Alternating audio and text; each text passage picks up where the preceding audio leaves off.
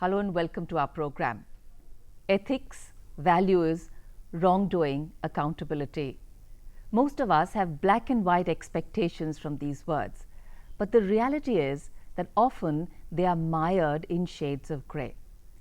So what is the meaning of personal and professional accountability or wrongdoing? How do we assess or have watchdogs for these? To help us understand a little more about this, please join me in welcoming on our show today the Central Vigilance Commissioner, Shri K. Chowdary. So welcome to the program. Thank you. The Central Vigilance Commission, what is the mandate of this, sir? The Central Vigilance Commission was constituted by an Act of Parliament called Central Vigilance Commission Act 2003, and the main purpose is to inquire into the allegations or cause inquiries to be conducted into allegations relating to corruption and other offences under the Prevention of Corruption Act in respect of officers of the central government and other officers of the public sector undertakings and other notified persons. Right. And there is this Vigilance Awareness Week which the Commission celebrates every year. What's the purpose of this? Mainly, as you see the title, it is to bring awareness among people. A number of people in the country, they think Central Vigilance Commission is in charge of all the vigilance related activities. Whether the vigilance relates to the misconducts committed by government servants, state government servants, central government servants, public sector undertakings, or in private life. That's one thing. Second thing is, we would like to bring awareness in people that there exists a commission which looks into their grievances, which takes note of the fact of the existence of corruption or misconduct, and then give them idea as to how to approach the commission and how to prevent such misconducts. Right. So grievance redressal is a very tricky area for the simple reason that somebody who has a grievance obviously feels he or she has a just cause to come. But very often on the investigation of facts, different things are thrown up and there are different sensitivities involved, and one of them could also be a vested interest in how a grievance is lodged. So how does the Vigilance Commission look at all this? To understand this, I will just explain to you the function of the Central Vigilance Commission a little more and then take you to the grievance mechanism. Right. As I said, the Central Vigilance Commission inquires itself into or get inquiries caused in respect of corruption and misconducts which are punishable either under the Prevention of Corruption Act or under the departmental proceedings. Okay. Now, these could be coming into the notice of the Central Vigilance Commission in many ways. One, the Commission can take suo motu notice of a misconduct or a crime, or the government can make a reference to us, or a public can make a complaint. It could be anonymous or pseudonymous, but nowadays anonymous and pseudonymous we are not acting upon unless the Commission itself treats them as a suo motu inquiry. Okay. We have also a procedure called whistleblower protection mechanism, under which any whistleblower can bring to the notice of the Commission the misconducts committed in any sphere of life, Okay. particularly relating to the government offices and the government undertakings, where if a corruption or a corrupt act has happened, it can be brought to our notice and we keep their identity secret. We get the matter investigated and punish the guilty government servants. I would like to clarify here that there are two things. If a misconduct has happened, or let's say a road is being built and it has not been built according to the specifications, the fact that there has been a compromise in the matter of the building of the road by itself may or may not fall within a scope of a corruption. Okay. We have what is called a chief technical examiner who looks into this kind of a things and sees whether the government contracts have been executed according to the terms. And if on examination it has not been done properly, we could suggest that out of the tender amount, some amount be recovered from the contractor. We also examine whether the person who supervised or who failed to supervise that work, whether he committed any misconduct and in which case he needs to be punished. several times it is not a direct acceptance of a bribe. Many a time what happens is a public functionary is entrusted with a responsibility to do an act or to keep a watch, but he fails to do so, and that results in a huge loss to the government or inconvenience to the public. Now, at times these are deliberate ones, at times these could be just oversight or sheer workload which does not permit them to attend. So, the responsibility of the commission and the vigilance officers is very great, that we should not be running after people who committed bona fide mistakes or who were mildly negligent or who did not know at all that there was such a misconduct. Whereas, it is for us to discern and see the motivated acts are punished promptly and adequately. Right.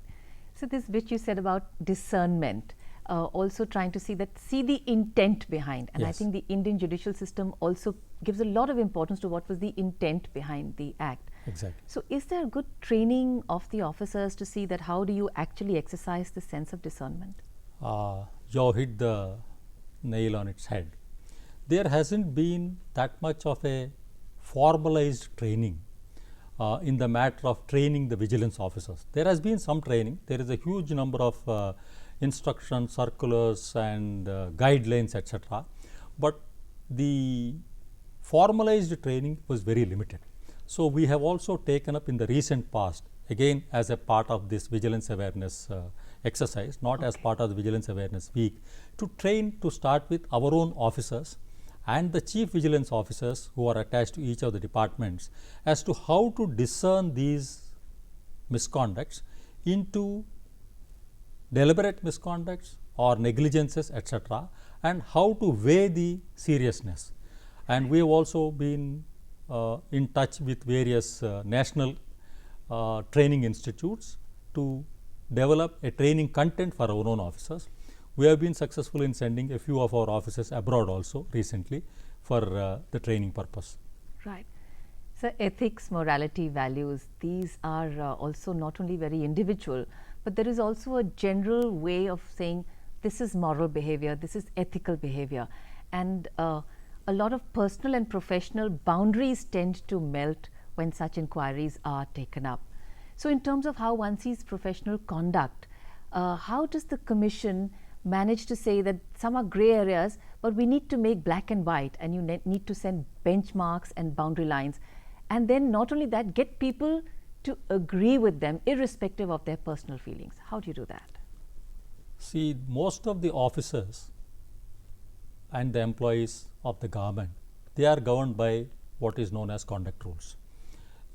It could be a slight modification when it comes to the public sector undertakings, but by and large they have a set of norms. Any deviation from such guidelines is certainly a misconduct. Similarly, while a person performs his official duties, majority of the organizations have a standard operation procedure.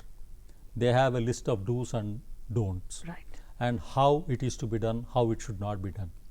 So, when a person violates those processes, then there is a reasonable suspicion that he has done it deliberately. So, one has to look into the facts and circumstances of the case to see whether there is any motive behind it, or even if there is no motive, is he habituated to doing such kind of a things that he is causing loss to the revenue. So, you see the history also? We see the history also. Okay. Public generally feel that corruption means only taking money. Somebody took money to do a thing or refrain from doing a thing. So, they think so and so is corrupt. But in my view, that is not the beginning and end of the matter, and that is what the commission also thinks. There is a process called an integrity process.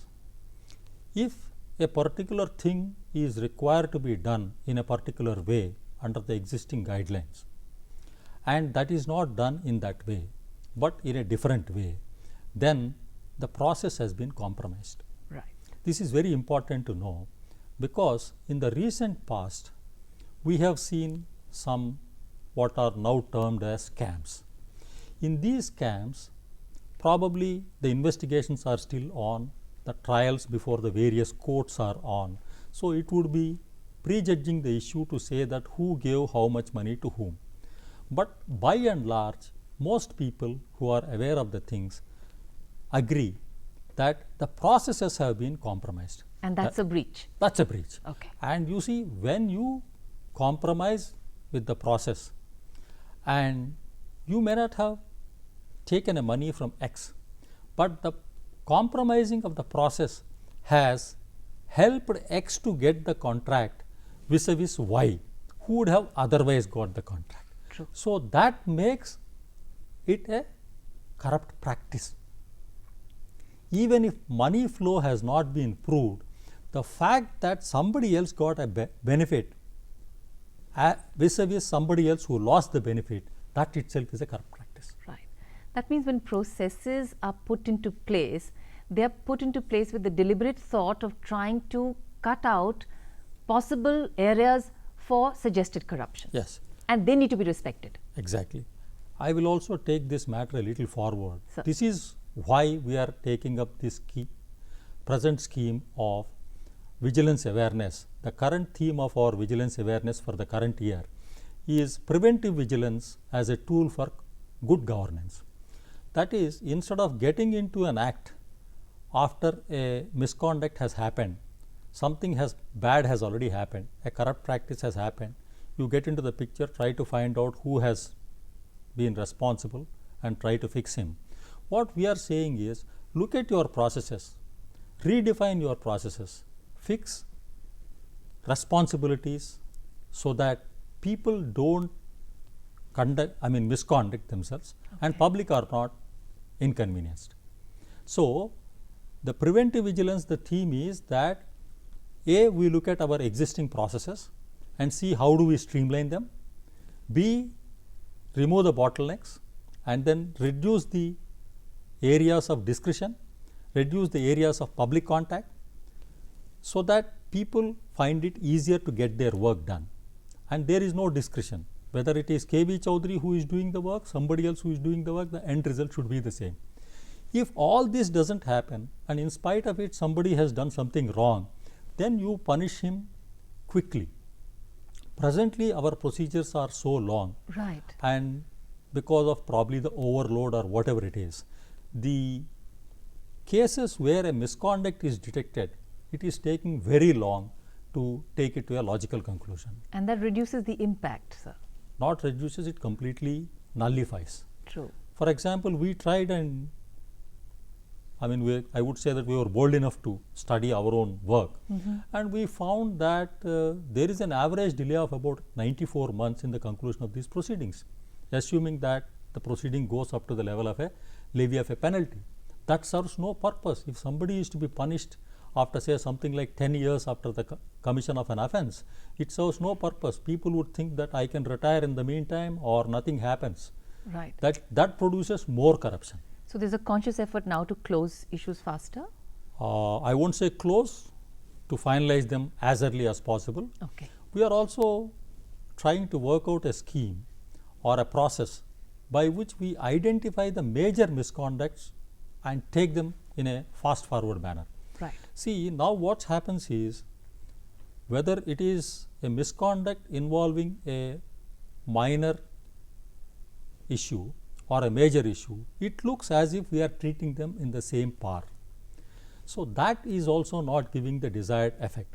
And on the other hand, it is giving a wrong impression that the people who are placed at the lower level of the pyramid in the governmental hierarchy, or the people who have committed minor misconducts, which are easy to verify, they are getting punished, and the people who are involved at the higher level of the pyramid and people who take complicated decisions but which have wide ranging consequences, they are getting away from these. Right. So when you spoke of delays in actually closures or coming to a final solution or a sentence, what are some areas and why are these delays caused? For this to be understood, you need to know how the commission functions. The commission doesn't have an investigating agency of its own. Okay.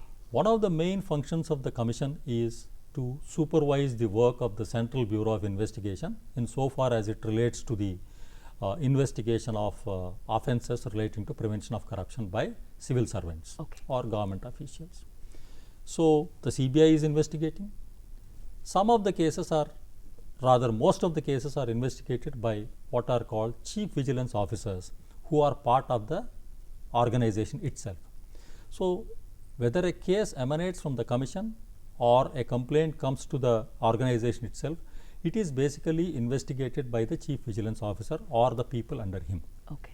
Once they come to a tentative conclusion that there is a vigilance angle involved, there is a corrupt motive or lack of integrity, they refer the matter to the Central Vigilance Commission, who goes through it and advises them on what further action to be taken, whether it should be a major penalty proceeding, minor penalty proceeding, or refer the matter for prosecution, so on and so forth.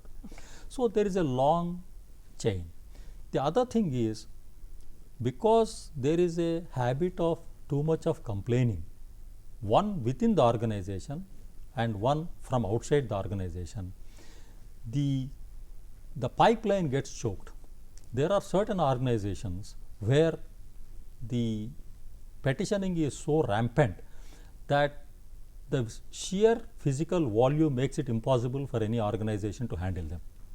So, that is one of the reasons why there are delays. Second is the human element. The third is some element of lack of what should I say, the fear of God among the vigilance officers, that if they delay, they are likely to be responsible for the delay. Okay. And the fourth is the process involved. You need to be transparent, you need to give an opportunity to the accused or the suspect officer, so on and so forth. Right. So, we need to cut down these delays at each stage and also modify the processes. Right. So, you spoke about preventive vigilance, which I think is really interesting. We've all heard of preventive health, and you're talking about preventive moral health, particularly of government professionals. So, are you also thinking of making small teams who would not go from a vigilance angle, but would go from a support angle to go and help organizations go through their processes? Because what the vigilance team can pick up a possible prospective breach, somebody who's following the process day in and day out may not be able to pick it up. So, is some work there? We have not created exclusive groups for that, but we have requested our existing vigilance officers to have a relook at the processes, relook at the existing processes, and then see where the bottlenecks are, where the maximum number of complaints or scopes for corruption exist, and then try to streamline them. Where there is a need to put what we call standard operating procedures. In many cases, what happens is, in a situation as a government servant, I take a call which is according to me the best option, but there is no code which says that in this kind of a situation act like this.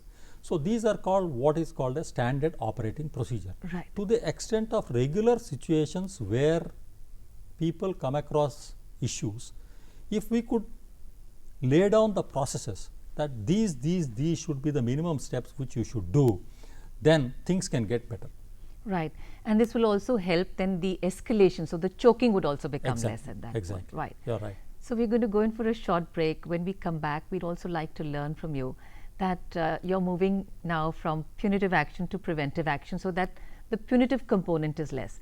And somewhere the punitive involves fear of a punishment, but a preventive involves understanding, and that shift is so beautiful. So, also what are some challenges that you are going to, because it involves a shift in attitude also, and there are different attitudes about chalta hai, corruption to hai hi, who's going to fight the system, and you have some very wonderful views on that. But right now, we'll go in for a short break. When we come back, we'll talk about all this. Right now, a short break. So, please have some water. Thank you.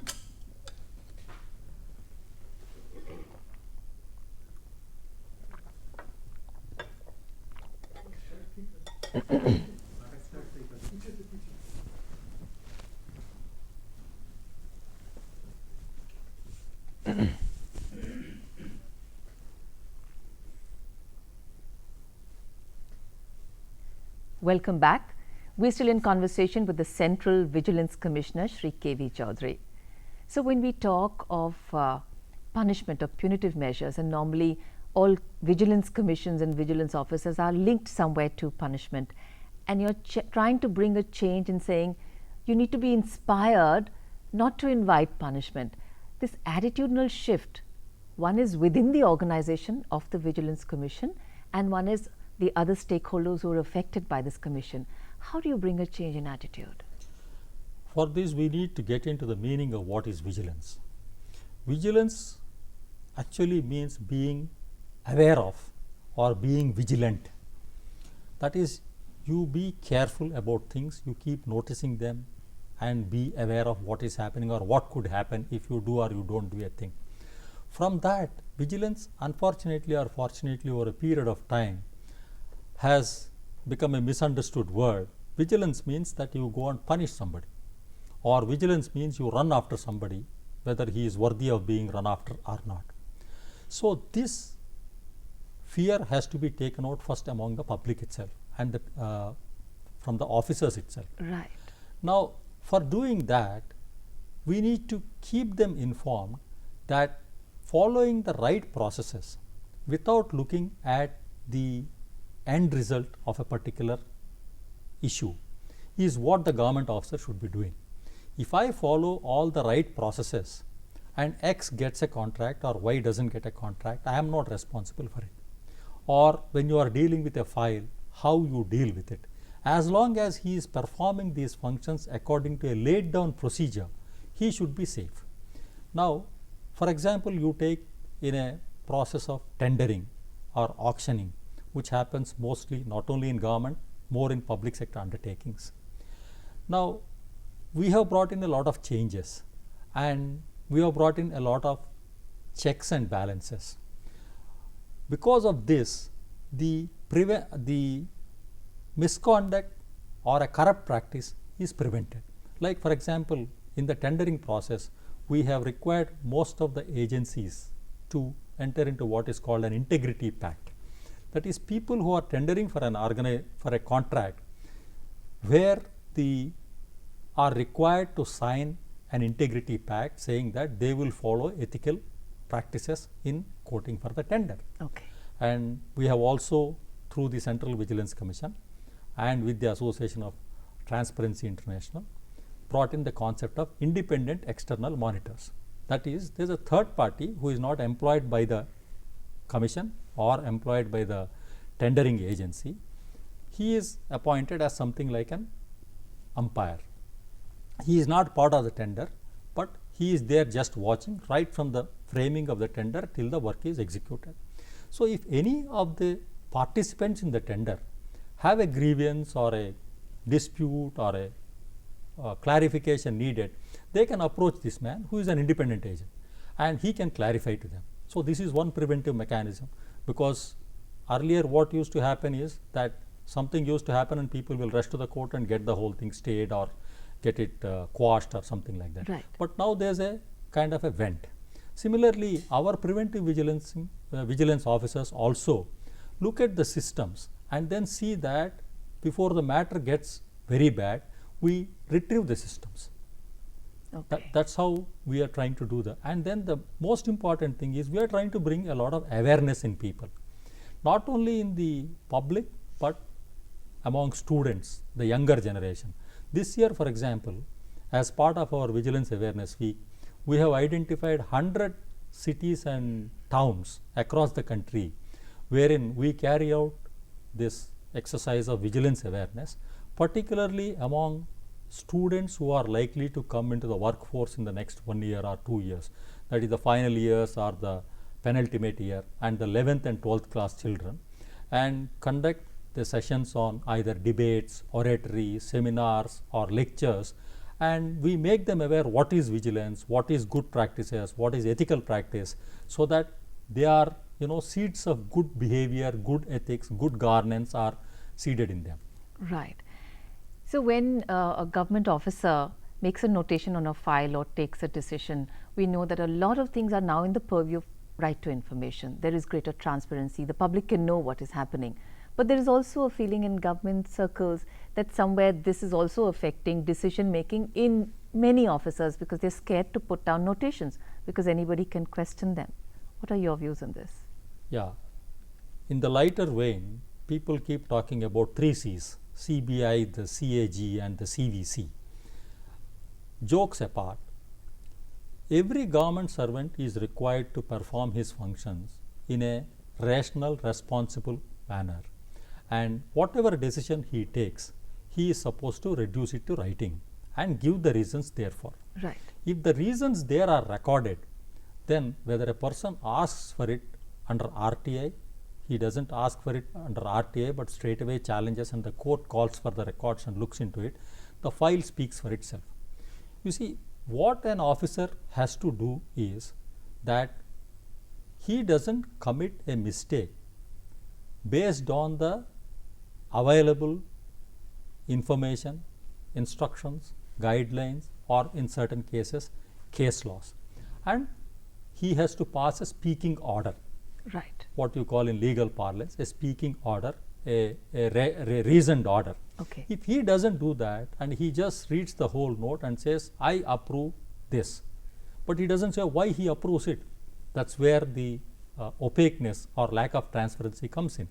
Some officers argue that if they record reason and they say 1, 2, 3, 4, 5, these reasons will be sought under RTI or under some other act, and then they could be questioned. They could be questioned, but the point is nobody can be punished and should be punished for ignorance or for not being aware of something which he is not normally be aware of. Right. See, I am expected to be aware of all that I perform or I need to perform, but something very, very weird or available to only a limited people, I may not be aware. If based on that you judge and say my action is right or wrong, then I am still safe that I have done my best. So it is in the interest of the officers that they record detailed reasons as to why they take a particular action, whether in favor or against. Then the RTI is only, it's a transparency mechanism. Right. Public should know why this decision is taken. Right. And I think when you record detailed reasons, then your intent is also becoming Very clear. clear. So it's very difficult to question intent. Yes. I think integrity is questioned when intent is questioned. Yes. And even Yes. for vigilance officers, the moment they see a gray area in the intent, that's when they want to pursue further. True. So if you're free from fear and have faith in what you're doing and are fair, FAIR, Yes. I think that's where a lot of decision making will happen. The fear that a person who takes decision is likely to be questioned definitely exists in the minds of several officers, and to some extent it is a fact also. In government, a lot of people think that if they just survive and take a decision only if there is no other alternative. Right. If tomorrow, if it cannot be postponed to tomorrow or it cannot be transferred to somebody else, then only I decide. That kind of a thing happens. But then it's not always the right thing. The person who makes a decision, as long as he records his reasons and it is gone through in a transparent manner, one need not be worried about either 3 C's or even a 4th C coming later. Right, because then you can see everything virtually. Yes, exactly. So this throws up another question. So there could be an inquiry for something that one has done or a decision one has taken, but very often people mark time. They don't mark decisions and files. They just want to pass their time, as you said. So is there a punitive action for decisions not being taken? Well, that would be an administrative issue, because as I said, the vigilance actions are slightly different from administrative actions. Inaction based on some kind of a motive not to act. Because There there are is certain- also intent there. Exactly. Right. Intent therein could fall within the domain of vigilance, whereas inaction sheerly because of lack of competence or inability to decide or unwillingness to decide because he may get into trouble, I am not very sure whether it will fall in a vigilance zone. It will certainly fall within the zone of the administrative hierarchy to ensure that this person doesn't deserve to be in that kind of a position, and he needs to be put in some other place which doesn't involve any decision making, etc. Right. And that means people who are at senior levels should constantly watch out for this in those working below, that maybe if things are not moving, it could be because of an attitudinal reason. Yes, Right. that's one thing. And of late, particularly in the public sector, what we have seen is, since the decisions made by individuals are being questioned, a lot of these decisions are sought to be shifted to committees. Okay. Say for example, in the banks, if a loan is to be sanctioned at different levels, they have brought in different committees. They say high level lending committee or regional level lending committee, so on and so forth, which is headed by a superior officer, and then there are some 2-3 other officers. They are supposed to go through this process and then give a decision.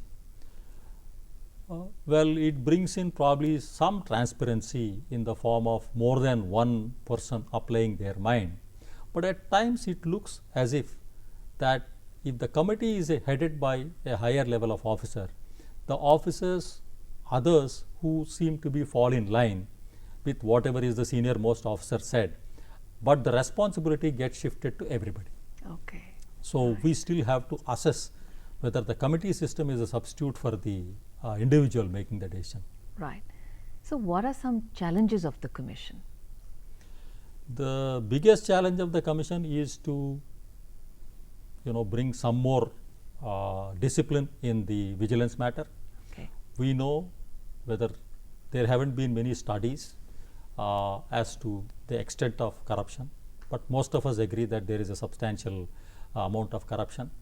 How the commission will prevent such corrupt activities, and how they would be in a position to facilitate the government to improve the services to the public, because ultimately the government servants, they enable the public to live better or do their things better.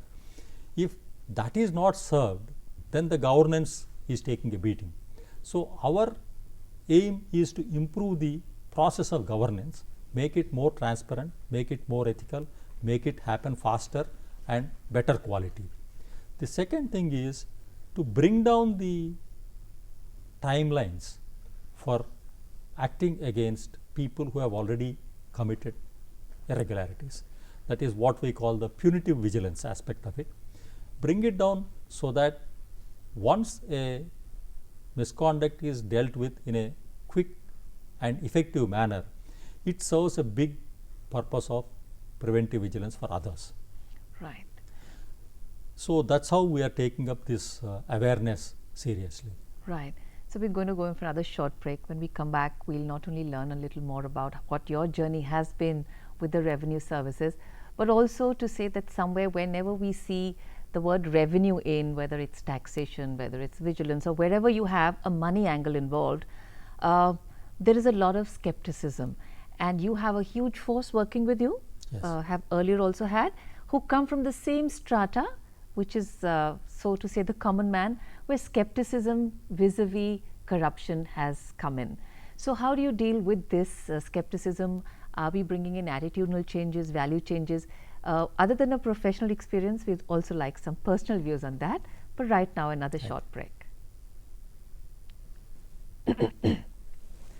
अब और break नहीं लेंगे. ये दोबारा इसको बोलना पड़ेगा short break का. इतना ही बोलना. But right now, another short break. Take. Okay.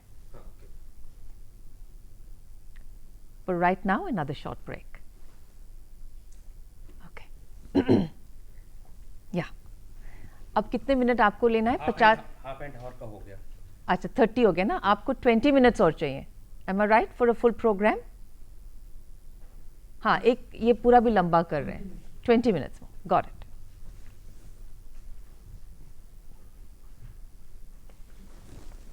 Closing कैसे करना कि दोनों जगह लग जाए? जी बिल्कुल. मैं 2 क्लोजिंग दे दूंगी. कंटिन्यू करें. हाँ बिल्कुल. Yeah. सर पानी. Yeah, ले लिया. This would be regarding, sorry, you're recording or I can use? No sir, you can say. This would be regarding a little bit exposure about my working in the revenue. Little bit. Now we'll just take. So we have got the central vigilance ka Yeah. this thing, and so that we'll put for the week, and for the longer one we'll put this plus the 20. Okay.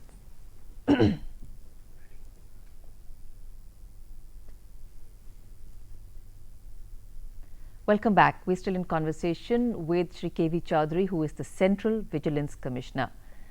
So, talking of corruption, for a lot many people, we call it the C word, which is corruption, but most of us, say, so this is acceptable, it's a gray area, it's different for different people, it's not an easy way, and as we grow, we become more and more cynical. So, how does one battle this attitude? Well, a lot of us in daily life swallow some amount of corruption or corrupt practices. As I discussed earlier, corruption is not necessarily the taking of money alone, but breaking the processes is a corrupt practice. This has to be built into the mind right from our childhood and the way in which we live. But many a time you find people who are really standing up for those principles, they find it little difficult to live in real life. So, as I said, we have this what is called the Whistleblower Act or whistleblower mechanism, under which people can make a complaint to the Central Vigilance Commission or the chief vigilance officers of various organizations who are declared as the designated authorities with their problems, and their identity will be kept secret. Okay. One of the biggest issues why public don't come forward to complain is they are afraid that there will be a backlash against them, that so and so complained against me, I will teach a lesson to him. True.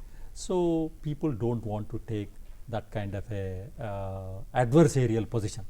So, this PITP, what we call PITP mechanism, is a protection of the whistleblower, and there are powers with the commission to provide even protection to the whistleblower. And in fact, such complaints take a little bit more precedence over our normal other complaints. Okay. So, if somebody wants to lodge a complaint, what would be the simplest and most protected process? He should make out the complaint in as much details as possible, and in the body of the complaint he should not take his own name, because when we inquire into the complaint, we don't even want our officers to know who is the complainant. Okay. And he can sign the complaint and address it to the Secretary, Central Vigilance Commission, Satarkata Bhavan, New Delhi, and on the envelope superscribe that it is a PITP complaint. Okay. So that everybody doesn't open it. So, PITP, how do you spell that? PIDPI. Okay, PIDPI. PI. So, on top if you write PITP, yeah, that means your identity, you need to disclose it, but it will be kept a secret. it will be kept secret. Okay. And then once that comes, we make a reference to the gentleman. An authority is designated in my office to just confirm that the gentleman exists, or it is again a pseudonymous petition. Right. And once he confirms the identity, we look into the content and see how serious is the allegation. Is it just that he and his neighbor are got into a fight and he is making a PITP complaint, or is it which involves some corrupt practice or some lack of integrity issue, and we get it investigated and suggest necessary action. And we would advise the complainant not to pursue the complaint, because he would be taking the risk of exposing himself. Okay. So, sir, how does one track one's complaint, whether you are at the receiving end or if you are being complained about, or if you are the complainant? How does one track it? See, the complaints which are not under the PITP, they are given a number, and the Central Vigilance Commission's website shows the status of the complaint. Okay. As far as the complainee is concerned, if a particular action of a person who took that action has been looked into or examined, he would be given an opportunity before any action is taken. If somebody complains about me, as long as I have not been asked as to what my version is as to why I did this or I didn't do this, that means they are just making a verification and there is no consequence to me. But before any action is taken against me, or before coming to a conclusion that Mr. Chowdary made a mistake, or worse, he committed a misconduct, then an opportunity is given to me to explain my position. It is only after that any formal proceedings will take place. Right. So the investigation does not start till both sides of the story are heard. Exactly. All No. right. The purpose of investigation is to bring both sides of the Okay, story. got The it. action by way of a formal proceedings to charge the person who is alleged to have conducted in a wrong manner, Right. that will start only after he is heard. The process of investigation he may or he may not be touched upon to start with Right. till facts surface. Okay. So, suppose somebody has lodged a complaint and after due investigation it's found that the complaint was not justified, was false, and you know the identity. Is some penal action taken against the complainant? Yes, it is possible to take a penal action. The law permits taking the penal action. There are a number of people who do make motivated complaints, particularly against officers who have been doing their jobs with responsibility, and particularly in areas like police or revenue services, which involve serious consequence to the Right. evader of tax or a person who has done a crime, then the easiest way to divert the attention of the department is to make motivated complaints against the officer. And if such motivated complaints are found to be false or only motivated or deliberately made, the person who complained against can be proceeded against criminally. Right. So today you're sitting in a place where you see myriad complaints coming in from different areas, but you've also in earlier part of your services engaged in the areas from where complaints are coming in. You've also been very actively involved with the tax reform system. So from the person who's actually making the notations, writing the files, what are some challenges in terms of execution of the role over there?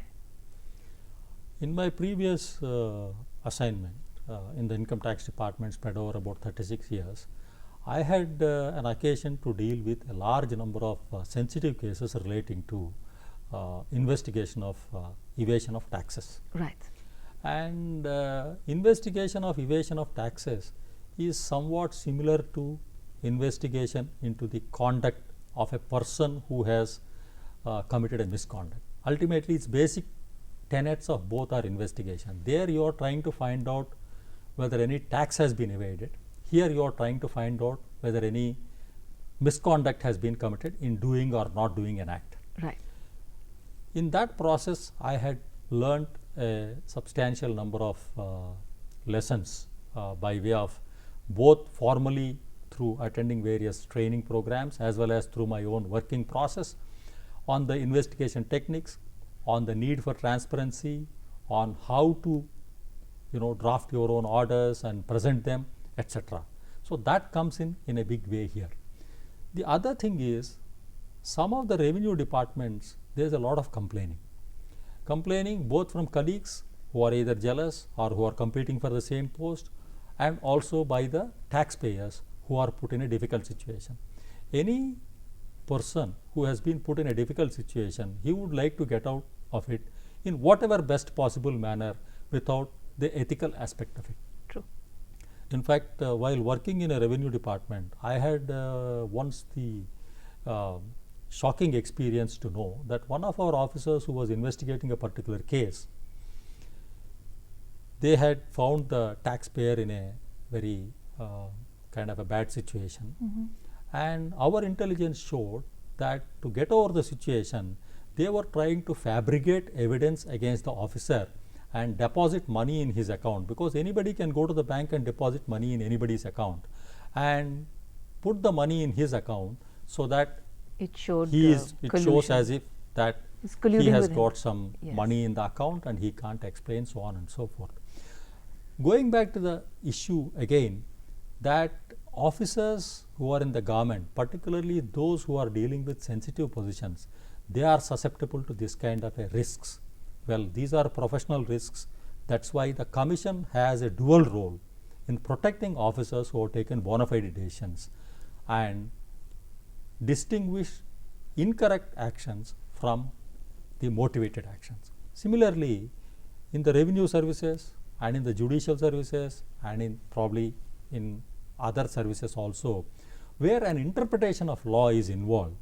There is more than one interpretation available, and by taking one interpretation, if you have consciously done, unless it is proved to be motivated decision, you can't charge a man that why you didn't take the other interpretation. True, very true. And I think also a huge role is to say that there are people dealing with these issues. We need to Exactly. understand that people are different, people investigating, people questioning, and people taking decisions. We think differently. Yes. As long as the intent is clarified and justifiable, I think to bring in doubt there just because the other one thinks a little differently, interpretation is interpretation. That's where the role of a superior officer, the role of the disciplinary authority, the role of the Central Vigilance Commissions is very important. Right. If we are to do away with the fear of the so-called 3 C's, the ability to discern the motivated act and the simple act, which could have been in hindsight appear to be a wrong action, has to be distinguished. Right. So, at a personal level, professionally you deal with a lot of people doing things which are black, white and grey, as we spoke about earlier. But at a personal level, there has to be a certain deep level of centering. How do you maintain objectivity? How do you get the personal and the professional balance? How do you give the benefit of the doubt and know when not to give the benefit? What do you do to keep yourself in an equanimous position? You have put me in a very embarrassing position. Then I'll have to reveal some of my personal secrets. I have joined service in 78, and in 1979 onwards I have been working in the field. My earliest commissioner, one Shri M.S. Narayanan, a stalwart who later retired as chairman of the CBDT. Right. He told me one day while there was a discussion, very early part of my life, he said, Chowdary, if you are deciding on a file, never read the name of the file. What difference does it make to you? The file relates to Mrs. Gaura or somebody else. Right. So you just read the file, take a decision, because suppose you read the name of the file, sometimes you may be influenced by the name. You may like that name, or she is from your state, so you have some extra sympathy towards that for side. her, Right. or vice versa, Right. so on and so forth. So you just read the facts and take a decision. Number 2, when the decision is critical and there is something like 55-45 or 50-50, then what I learned to do over a period of time is to draft your order in one way. Let's say I feel that in this case there is a misconduct, but there is also a reasonably strong possibility that it is not that way. So I draft out my order in a detailed fashion and then informally consult one of my, not that most of our functions are quasi-judicial functions, I am not supposed to be guided by others. After you draft the order, I feel convinced that it is true, without the names, without the any identification aspects. Let one of your colleagues or even your own subordinate read it, and then you only ask him whether it is correct or not. Does it sound right, or is there something wrong with this order? Is 2 + 2 here looking like 5? Is it so awkward? If he says yes, provided you have such kind of a people, Right. I do have and I did have right through my service. That's because you probably inspired them to be like Yes, that. yes. Right. I used to do that, and there are at times people said, sir, I don't agree with you for this reason, and maybe I will take that into account and see whether it is right. I may agree, I may not agree with him, but at least a second check is there. And invariably I have learned through my service that it is always necessary to leave a very detailed note regarding a decision you took, because the file will explain for itself. 10 years later, I am not in the department, my decision is going to be questioned in a high court or a supreme court. I can't stand next to the counsel or next to the honorable judge and explain, sir, this is what I meant. The file should say that this is what Chowdary means, and this is what he understood, and this is what he decided. So these are few of the things which the thing. And another very important thing which we should know is that the file is not a file. There is a person behind it. When I deal with a file, it has a note sheet portion which is green in color, and there is a correspondence portion which is typed letters, etc. And I will say this, okay, initiate a disciplinary proceeding, or you do this, prosecute this man. I need to realize that there is a person behind it. And just because there is a person behind it, I need not melt like a candle and then say, oh, person behind it, and so I should be very nice to him. No. The fact that there is a human element involved is what is important. So, unless you realize that, and once you realize that the human element has pitfalls, and are there such pitfalls that no human being can commit, or are they motivated pitfalls? This is what will prompt you to take the right decision. So this is so beautiful, sir, that how does one move from the space of the karta and to the sakshi? Yes. So there you call in outside opinion, trusted opinion, to say, I am the karta, help me become the sakshi to my deed. And then when you get a balance, it is tempered with what we call empathy. Yes. Because as you said, there's a human element involved. And I think that makes the movement from how we see any notation probably going up to an officer like you to say, it doesn't go from fear, it goes from faith. Faith, exactly. How do you replace one with the other? So you have actually helped us really understand today what it means not only to be vigilant, but to be vigilant with the human element, that we are human beings. We might have feet of clay, but the intent is very critical. Our knowledge is very critical. So let us keep ourselves aware. And I think that's the reason to say, also to say we can't hide behind ignorance. As you said, you have an awareness week, you have your records, you have your processes. Read them up. Yes. You know. But thank you so much. A lot of learning. We will be more vigilant. We will be more empathetic. And I think we will work with greater faith. Thank you very so much.